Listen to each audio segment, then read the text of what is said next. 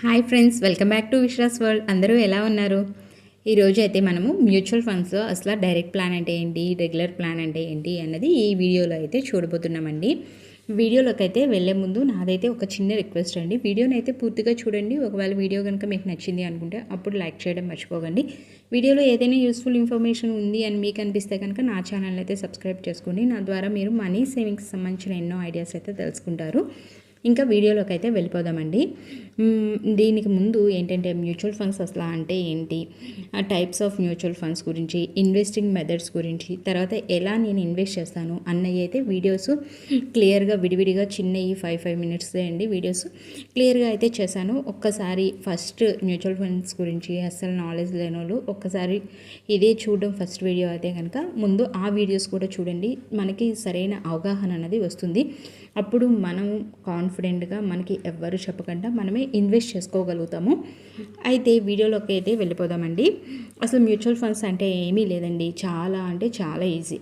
Mutual funds అంటే మన దగ్గర ఇన్వెస్టింగ్ అమౌంట్ తీసుకొని ఆ అమౌంట్ని ఆ ఫండ్స్ డిఫరెంట్ స్టాక్స్లో అయితే ఇన్వెస్ట్ చేస్తుంది. దాని మీద వచ్చే రిటర్న్స్ అయితే మనకి ఇస్తుంది. అది మ్యూచువల్ ఫండ్స్ అంటే. ఇంకా అంతకన్నా ఏమీ లేదండి. అయితే మ్యూచువల్ ఫండ్స్లో మనం ఎందుకు ఇన్వెస్ట్ చేస్తాము, ఎందుకని బ్యాంక్స్లోని వాటిలోని ఇన్వెస్ట్ చేసుకోకుండా మ్యూచువల్ ఫండ్స్కే ఎందుకు ఇన్వెస్ట్ చేయాలి అంటే కనుక మ్యూచువల్ ఫండ్స్లోని వాటితో కంపేర్ చేసుకుంటే కొద్దిగా రిటర్న్స్ అనేవి ఎక్కువగా వస్తాయి. సో అందుకోసమే మ్యూచువల్ ఫండ్స్లో ఇన్వెస్ట్ చేసుకోవాలి. మరి అలాంటప్పుడు మనం రిటర్న్స్ ఎక్కువ వస్తాయి అని చెప్పి ఇన్వెస్ట్ చేస్తున్నప్పుడు మనము ఏ డైరెక్ట్ ప్లాన్కి తీసుకోవాలా లేదంటే రెగ్యులర్ ప్లాన్ తీసుకోవాలా అన్న డౌట్ అయితే ఉంటుంది. అసలు మనకి ఏంటంటే డైరెక్ట్ ప్లాన్, రెగ్యులర్ ప్లాన్ అనేది మ్యూచువల్ ఫండ్స్లో మనం తరచూ వింటాము, కానీ దాని గురించి మనకు అంత అవగాహన ఉండదు. సో అందుకని ఇప్పుడు డైరెక్ట్ ప్లాన్ అంటే ఏంటి, రెగ్యులర్ ప్లాన్ అంటే ఏంటి అనేది చూద్దాం. డైరెక్ట్ ప్లాన్ అంటే ఏంటంటే ఏమీ లేదండి, దీంట్లోని మనకి మధ్యవర్తులు ఎవ్వరూ ఉండరు. నో ఇంటర్మీడియటరీస్. అంటే మనమే డైరెక్ట్గా ఫండ్లోని ఇన్వెస్ట్ చేసుకుంటాం. సో దానివల్ల మనకి ఏమవుతుందంటే ఎక్స్పెన్స్ రేషియో అన్నది తగ్గుతుంది. ఎక్స్పెన్స్ రేషియో తక్కువైంది అంటే కనుక, తక్కువ ఎక్స్పెన్స్ రేషియో ఉంది అంటే కనుక అప్పుడు మనకి వచ్చే రిటర్న్స్ ఏవైతే ఉన్నాయో అవి ఎక్కువగా వస్తాయి. రిటర్న్స్ అనేవి ఎక్కువగా రావడం కోసమే కదా మనం మ్యూచువల్ ఫండ్స్లో ఇన్వెస్ట్ చేస్తుంది. సో అలాగా మనము లోయర్ ఎక్స్పెన్స్ రేషియో ఉన్న దాంట్లోని ఫండ్లోని ఇన్వెస్ట్ చేసుకోవాలి. అంటే మనకి ఎలాంటి మధ్యవర్తులు లేనప్పుడు మనకి ఎక్స్పెన్స్ రేషియో ఆటోమేటిక్గా తగ్గుతుంది. ఎక్స్పెన్స్ రేషియో అంటే ఏమీ లేదండి, అవి ఒక రకమైన యాన్యువల్ ఛార్జెస్ లాంటివి, మేనేజింగ్ ఫండ్కి వాటికి రకమైన ఛార్జెస్ లాంటివి. వాటి గురించి ఎక్స్పెన్స్ రేషియో అంటే ఏంటి అన్నది అయితే క్లియర్గా ఇంకో వీడియోలో మాట్లాడుకుందాం. ఈ వీడియోలో మాత్రం డైరెక్ట్ ప్లాన్, రెగ్యులర్ ప్లాన్ గురించి అయితే డిస్కస్ చేద్దాం. ఇప్పుడు అర్థమైంది కదండి, డైరెక్ట్ ప్లాన్ అంటే ఏంటంటే మధ్యవర్తులు ఎవరూ లేకుండా మనమే డైరెక్ట్గా ఇన్వెస్ట్ చేసుకోవడం ఫండ్లోని, దాన్ని డైరెక్ట్ ప్లాన్ అని అంటారు. మనకి ఫండ్స్ గురించి అంత అవగాహన లేనప్పుడు మనం డైరెక్ట్ ప్లాన్లోని మనంతటగా మనం ఇన్వెస్ట్ చేసుకోగలుగుతామా అంటే కనుక దాని గురించి ఏమీ సందేహం ఏం పడక్కర్లేదండి. మనంతటా మనము ఇన్వెస్ట్ చేసుకోవచ్చు, ఈజీగా ఇన్వెస్ట్ చేసుకోవచ్చు. ఒక 1 మంత్ ఇన్వెస్ట్ చేసుకునే ముందు ఆ మిగతా ఫండ్స్ది ఎంత ఎక్స్పెన్స్ రేషియో ఉంది ఏంటి, లోయర్ ఎక్స్పెన్స్ రేషియో ఉంది ఏంటి, అవన్నీ కూడా మనం కంపేర్ చేసుకుంటే దాని మీద మనకి ఒక అవగాహన వస్తుంది. మనమే డైరెక్ట్గా ఇన్వెస్ట్ చేసుకోగలుగుతాం.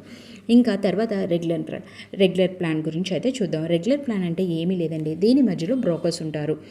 అలాగా ఉండడం వల్ల మనకేమవుతుంది, ఎక్స్పెన్స్ రేషియో ఏదైతే ఉందో అది పెరిగిపోతుంది. ఎక్స్పెన్స్ రేషియో పెరిగిపోతే మనకు వచ్చే రిటర్న్స్ ఏవైతే ఉన్నాయో అవి తగ్గుతాయి. అంటే చాలామంది దీనికి రెగ్యులర్ ప్లాన్లోకి ఎందుకు వెళ్తారంటే కనుక కొద్దిగా అడ్వైజరీ సపోర్ట్ ఉంటుంది కదా, మనకి అంత ఫండ్స్ గురించి వాటి గురించి తెలియదు కదా అన్న ఉద్దేశంతో అయితే వెళ్తారు. అలాగా వెళ్ళినప్పుడు మనకి రిటర్న్స్ అయితే కొద్దిగా తగ్గుతాయి. ఇంకోటి ఏంటంటే కనుక మనం అవగాహన తెచ్చుకోవడం కోసం మనం డైరెక్ట్గా ఇన్వెస్ట్ చేసుకోవడం కోసం ముందు మనం ఏం చేయాలంటే ఏదైనా మ్యూచువల్ ఫండ్స్ని ఓపెన్ చేసుకున్న తర్వాత డిమాట్ అకౌంట్ ఓపెన్ చేసుకున్న తర్వాత ఆటోమేటిక్గా మనం మ్యూచువల్ ఫండ్స్లో ఇన్వెస్ట్ చేయడానికి ఒక యాప్ని అయితే యూజ్ చేస్తాం. అది బ్యాంక్ వాళ్ళ యాప్ని మాత్రమే యూజ్ చేయాలని నేను ఇంతకు ముందు వీడియోస్లో అయితే క్లియర్గా చెప్పాను. ఆ యాప్ని యూజ్ చేసినప్పుడు మ్యూచువల్ ఫండ్స్ గురించి వచ్చినప్పుడు కింద ఆ ఫండ్స్ అన్నీ కూడా మనకి కనిపిస్తూ ఉంటాయి. ఆ ఫండ్స్ కనిపించినప్పుడు సరదాగా ఒక ఫండ్ని అయితే ఓపెన్ చేసి చూడండి. చూసినప్పుడు దాని కింద అది ఏ టైపు ఈక్విటీ అంటే అది లార్జ్ క్యాపా, మిడ్ క్యాపా, అదన్నీ కూడా అక్కడ క్లియర్గా ఉంటుంది. లేకపోతే ఈఎల్ఎస్ఎస్ అనేది అయితే అక్కడ క్లియర్గా ఉంటుంది. సో అలాగా ఉన్నప్పుడు దాని పక్కనే మనకి ఎక్స్పెన్స్ రేషియో ఎంత ఉంది అని కూడా ఉంటుంది. తర్వాత ఎసెట్ ఎలొకేషన్ అంటే ఈ మ్యూచువల్ ఫండ్ మన అమౌంట్ని ఏ సెక్టార్స్లో ఎంత పర్సంటేజ్ ఇన్వెస్ట్ చేస్తుంది అన్నది కూడా మనకి అక్కడ క్లియర్గా అయితే కనిపిస్తుంది. అందుకని మనం ఏం చేయొచ్చు అంటే కనుక ఆ ఫండ్ని ఓపెన్ చేసుకొని చెక్ చేసుకొని ఒక 4-5 ఫండ్స్ని ఓపెన్ చేసుకొని ఆ ఫండ్కి ఈ ఫండ్కి వేరియేషన్ చెక్ చేసుకుంటే మనకి దేంట్లో ఎక్స్పెన్స్ రేషియో తక్కువ ఉంది అని తెలుస్తుంది, ఎందులో అది ఏ సెక్టార్లో ఎంత ఇన్వెస్ట్ చేస్తుంది అన్నది తెలుస్తుంది. అవన్నీ కూడా మనకే క్లియర్గా తెలుస్తుంది. దానికోసం మనమైతే కనుక రెగ్యులర్ ప్లాన్ తీసుకొని అడ్వైజరీ సపోర్ట్ కోసం అయితే వెళ్ళక్కర్లేదని నా ఉద్దేశం. ముందు ఇన్వెస్ట్ చేసుకునే ముందు కొద్దిగా ఈ మినిమం నాలెడ్జ్ ఏదైతే ఉందో దానికోసం ఒక 1 or 2 months వెయిట్ చేయండి. వెయిట్ చేసి మీరే ఆటోమేటిక్గా నాలెడ్జ్ తెచ్చుకొని ఇన్వెస్ట్ చేసుకోండి. ఎప్పుడు కూడా ఇది మ్యూచువల్ ఫండ్స్ అనేది ఎప్పుడు కూడా లాంగ్ టర్మ్ ఇన్వెస్టింగ్కి బెస్ట్ అని చెప్పుకోవచ్చు. మనం అర్థం చేసుకోవడం కోసం ఒక చిన్న ఎగ్జాంపుల్ అయితే చెప్తాను. మనము ప్రతి నెల ఒక 1000 రూపాయలు ఇన్వెస్ట్ చేస్తున్నాం అనుకోండి ఏదైనా ఒక ఫండ్లో, అది 13% రిటర్న్స్ వచ్చే ఫండ్లో.